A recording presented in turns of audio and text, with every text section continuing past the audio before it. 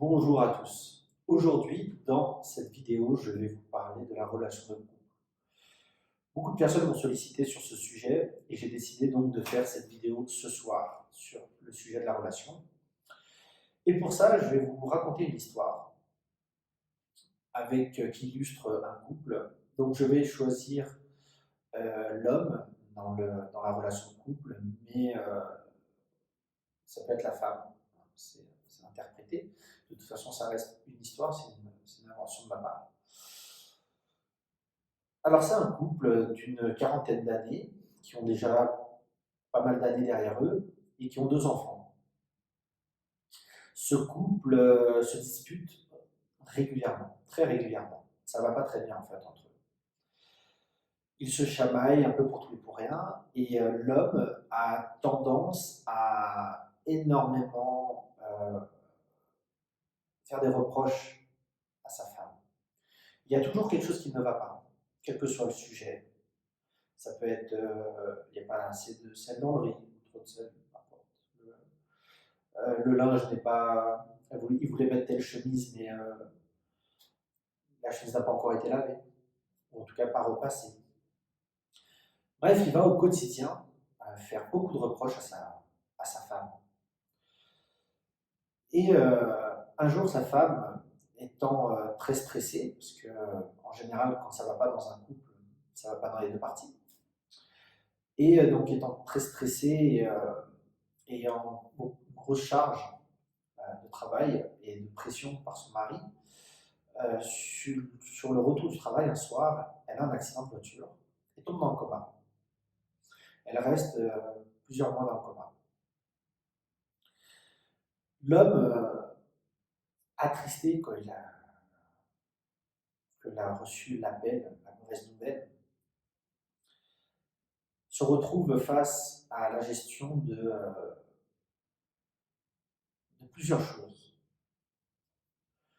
De ses émotions, donc sa tristesse, de ses enfants, de la maison et de sa vie personnelle, donc son travail, avant tout. Un challenge qu'il arrive à relever. Mais au fur et à mesure où les semaines passent, il met un certain temps à s'organiser, à organiser le repas, les enfants, les devoirs, tout ce qu'une famille fait au quotidien. Au bout d'un certain temps, il a réussi à organiser tout ça. Il a surtout une prise de conscience énorme. Une énorme prise de conscience. Celle du rôle de sa femme au quotidien.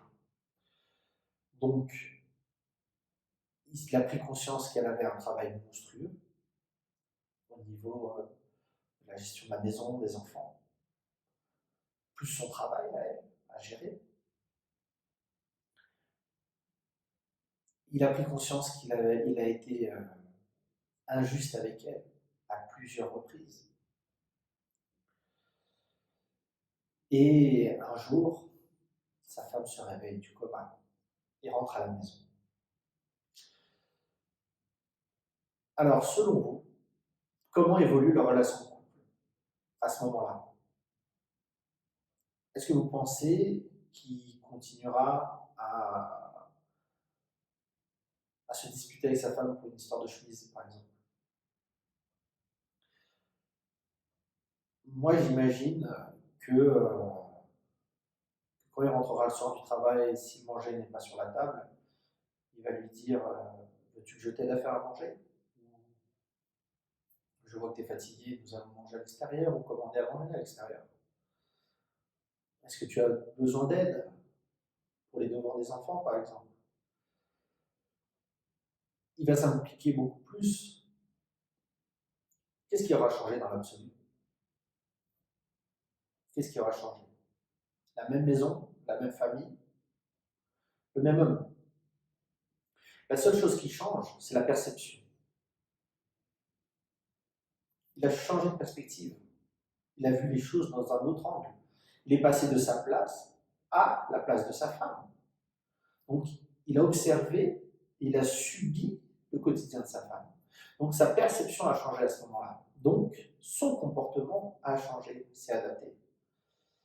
Donc il a repris sa place d'homme, mais en étant un peu plus impliqué, de façon à soulager un peu plus le travail de la femme. Voyez-vous aujourd'hui, dans le monde actuel dans lequel nous vivons, tout devient très rapidement acquis. On a tendance à trop facilement considérer la personne qui partage notre vie comme acquis. Se dire, bon,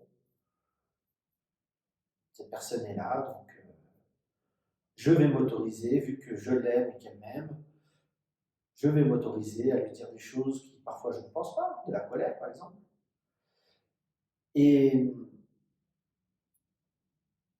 est-ce que demain soir, à cette heure-ci, regardez votre montre, est-ce que demain soir, à cette heure-ci, vous pourriez être sûr à 100% que vous seriez à côté de la personne de laquelle vous êtes actuellement? Que ce soit votre femme, votre mari, votre conjoint, conjointe. Est-ce que vous pouvez être sûr de ça actuellement? Quelle que soit la tension, l'état de votre couple, est-ce que vous pouvez être sûr à 100%? Donc, à partir de là, posez-vous cette question. Demain, c'est ma dernière journée avec cette personne. Qu'est-ce que j'aimerais? Comment j'aimerais? Est-ce que l'ego prendrait autant de place à dire oui, mais il m'a dit ça, alors je lui ai répondu ça, ou j'ai agi comme ça à cause de... Ça, c'est l'ego. D'accord? C'est l'ego qui réagit comme ça. Est-ce que vous pensez que l'ego prendra autant de place? Ou est-ce que le cœur s'exprimerait un peu plus? À prendre la personne dans ses bras, la serrer, l'embrasser, manifester ses sentiments, dire qu'on l'aime.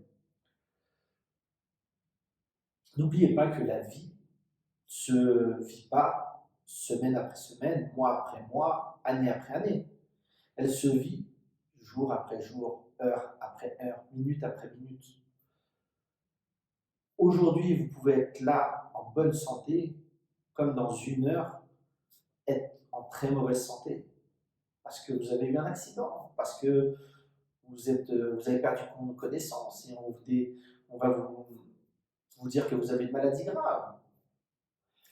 Donc, que ce soit pour vous ou pour la personne qui partage votre vie, qu'est-ce que vous souhaiteriez pour les prochaines 24 heures?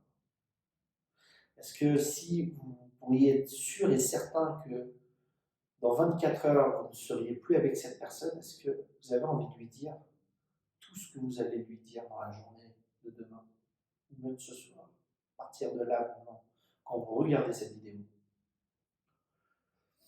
Dites-le moi dans les commentaires. N'hésitez pas, je vous répondrai à vos questions. Donc, rien n'est jamais acquis, que ce soit matériel, que ce soit relationnel, rien n'est jamais acquis ni personne. Ce n'est pas le rôle du couple. On utilise l'amour souvent comme un dû en disant bon, parce que je te donne mon amour, il faut que tu me rendes en échange. Tu dois me combler mes attentes. Comme je t'aime, il faut que tu m'aimes en retour ou que tu me fasses à manger quand je rentre du travail. C'est pas ça la relation, c'est pas ça l'amour. L'amour, c'est pas un dû. L'amour, c'est du bonheur à la base. Il y a pas de... Tout ça, c'est l'ego, ça. C'est l'ego qui prend beaucoup de place. Qui prend beaucoup de place dans les relations de couple. D'ailleurs, les couples qui vont très mal, c'est souvent des grosses batailles d'ego. Parce qu'elle m'a dit ça, alors j'ai fait ça, j'ai agi comme ça, parce qu'elle a dit ça, ou il a dit ça, alors j'ai fait ça. Tout ça, c'est des batailles d'ego, et c'est que du vent. C'est que du brouillard, en fait. C'est du brouillard qu'on balance dans le couple. Et souvent, on a ces couples qui, dans ce brouillard intense, se séparent et au bout d'un certain temps, regrettent, ou ressentent ce manque, ou voilà, par exemple, comme dans l'histoire que j'ai citée, parce qu'il y a eu un accident, un coma, et ben, tout ce brouillard, il retombe. Ça, c'est l'ego qui retombe. Qu'est-ce qui reste derrière? Donc, pour les personnes les couples qui ne vont pas bien, euh,